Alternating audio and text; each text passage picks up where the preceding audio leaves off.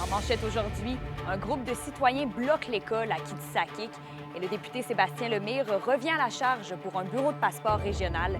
Le TVA Nouvelles commence maintenant.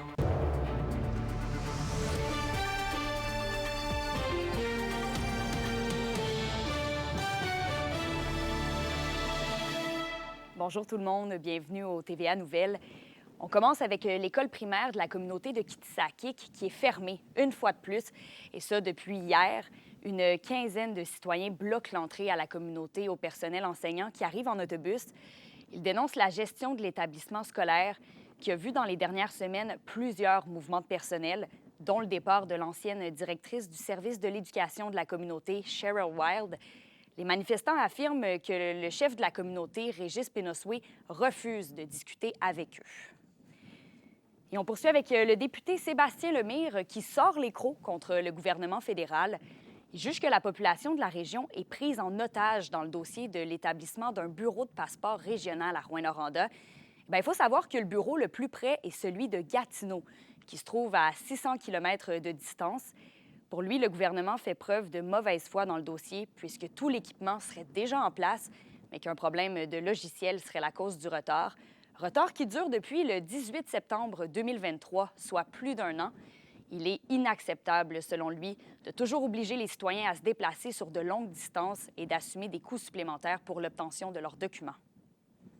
Moi, j'ai écrit de façon très directe au ministre. Il doit prendre la décision d'ouvrir un service qui a été ouvert à Rimouski, qui a été ouvert à Gaspé, qui a été ouvert à Sudbury, qui a été ouvert dans bien d'autres régions et qui a un impact sur les gens de l'Abitibi-Témiscamingue qui est beaucoup plus fort qu'ailleurs.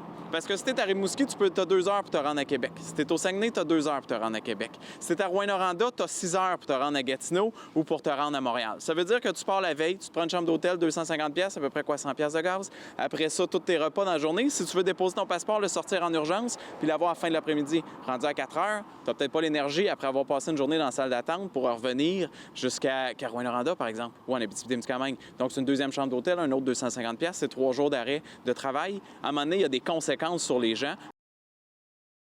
La question du jour TVA, une présentation de Mobilier Bélan qui vous offre depuis plus de 50 ans un service de qualité et un grand choix de matelas mobilier électro au prix compétitif que vous recherchez. À la question du jour, on vous demande « Aimeriez-vous avoir accès à un bureau de passeport régional? » Pour voter et commenter, rendez-vous au tvaabitibi.ca.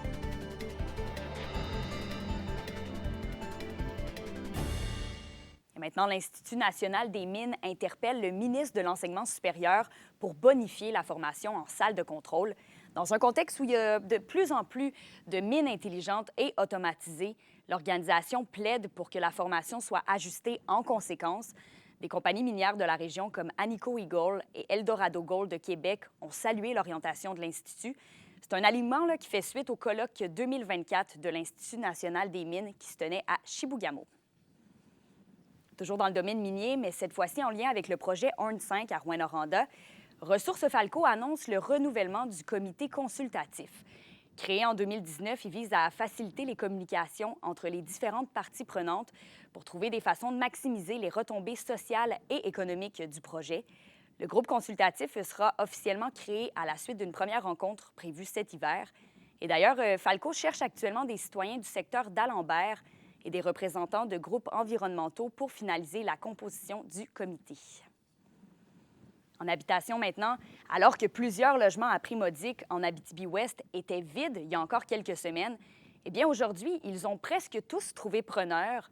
La Ville de la Sarre confirme que l'Office d'habitation du lac Abitibi a pris en charge les dossiers de location et que 12 logements seront occupés d'ici un peu moins de 3 semaines, soit le 1er décembre. Une rencontre entre l'Office d'habitation et les élus de la Sarre, Palmarol, Nord-Métal, La Reine et Dupuis a d'ailleurs eu lieu au début du mois de novembre. L'administration municipale de la Sarre se dit satisfaite des efforts du directeur général par intérim de l'OH, Alain Grégoire. On se déplace ensuite au Témiscamingue dans le dossier de l'usine Ryam. Le syndicat Unifor et des municipalités veulent que le gouvernement Legault prenne des engagements pour assurer l'avenir de l'usine de cellulose. Les explications d'Alexis Dumont.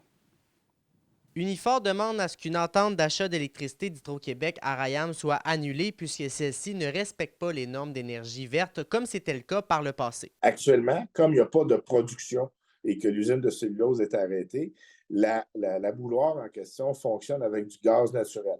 Et comme il n'y a pas besoin d'avoir l'électricité de cette bouilloire-là pour l'usine de cellulose puisqu'elle n'est pas en opération, bien, l'électricité est vendue à Hydro-Québec. Fait qu'actuellement, Rayam fait des sous en produisant de l'électricité à partir de gaz naturel pour le vendre sur le marché.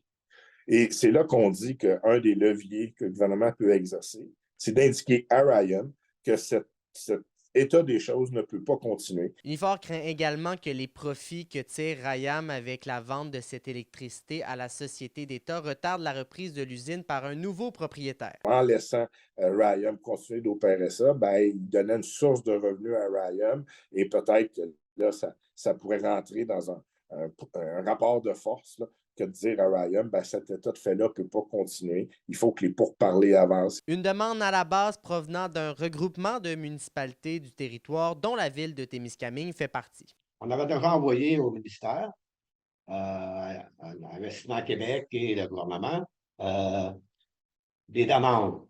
On travaille ensemble dans ce dossier-là parce qu'on pense que c'est la meilleure façon de réussir. Le gouvernement du Québec assure de son côté être prêt à collaborer pour faire avancer le dossier. On est dans des négociations, d'une part, avec Rayam, parce que c'est le vendeur de l'usine et celui qui possède les installations actuellement. On ne peut pas rien faire tant que le vendeur ne veut pas vendre et actuellement, ils sont en discussion avec un acquéreur potentiel. Donc, le gouvernement est prêt à accompagner en autant qu'un scénario se décide. D'autres rencontres auront lieu avec les acteurs du milieu prochainement concernant ces dossiers. Alexis Dumont, RNC Nouvelles. Et la campagne de biscuits Sourire est de retour. Tim Hortons et les Huskies de Rouyn-Noranda s'allient une fois de plus cette année pour venir en aide à la banque alimentaire de la ressourcerie Bernard Hamel. Les citoyens sont invités à se procurer des biscuits et à offrir des denrées non périssables pour venir en aide aux plus démunis. La hausse des demandes d'aide alimentaire est d'ailleurs des plus préoccupantes selon la ressourcerie Bernard Hamel. Ailleurs maintenant, les victimes d'agressions sexuelles perpétrées par des prêtres du diocèse d'Amos entre 1940 et aujourd'hui ont jusqu'au 18 décembre prochain pour remettre leurs réclamations. On rappelle que l'entente de règlement approuvée par la Cour supérieure en septembre dernier prévoit 9,3 millions de dollars pour les victimes. Les réclamations reçues seront analysées par la juge à la retraite Claudette Picard et les personnes admissibles vont recevoir une lettre d'excuse de la part du diocèse d'Amos, en plus d'un montant se situant entre 140 000 et 170 000 dollars. La juge va rencontrer les victimes qu'elle choisit et ça ne sera pas un interrogatoire à la cour, ça sera seul à seul. Et à ce moment-là, elle va déterminer si la victime se qualifie selon différents types de catégories de gravité des sévices, par exemple. Et grâce à cette catégorisation, dont on attend maintenant le résultat plus tard, après la fin de ce délai, on va être en mesure de déterminer le montant pour chaque membre. Et ensuite, les travailleurs de la ville de Val-d'Or ont un nouveau contrat de travail. Mardi soir, ils ont voté à 91 % en faveur de l'entente de principe intervenue avec la ville. Elle prévoit, entre autres, un minimum de 21,5 % d'augmentation salariale, la bonification de congés flottants, des primes et des assurances collectives. Le nouveau contrat est valide jusqu'en 2029. Et maintenant, du côté de la Sarre, un surplus de dons de meubles a été amassé.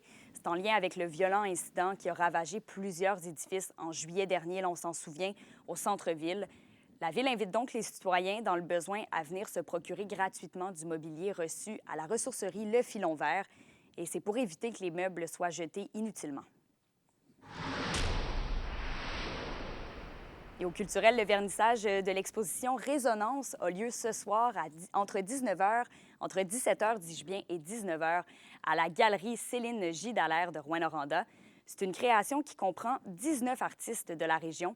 Vous pourrez découvrir les œuvres de Diane Auger, Michel Villeneuve, Karine Hébert et plusieurs autres dans ce 5 à 7 artistique.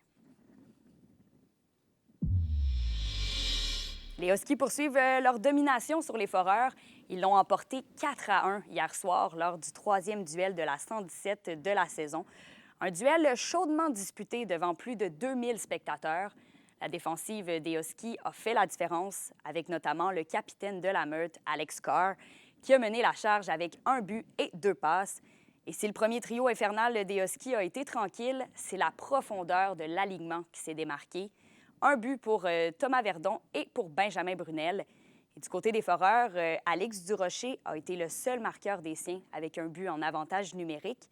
Nos 2 équipes de la région reprennent l'action dès ce week-end à la maison contre les Olympiques de Gatineau et les Mooseheads de Halifax. Pour une nouvelle importante à nous communiquer, contactez-nous, nouvelles au pluriel @rncmedia.ca, par téléphone au 1-866-463-4636 et notre site web tvaabitibi.ca.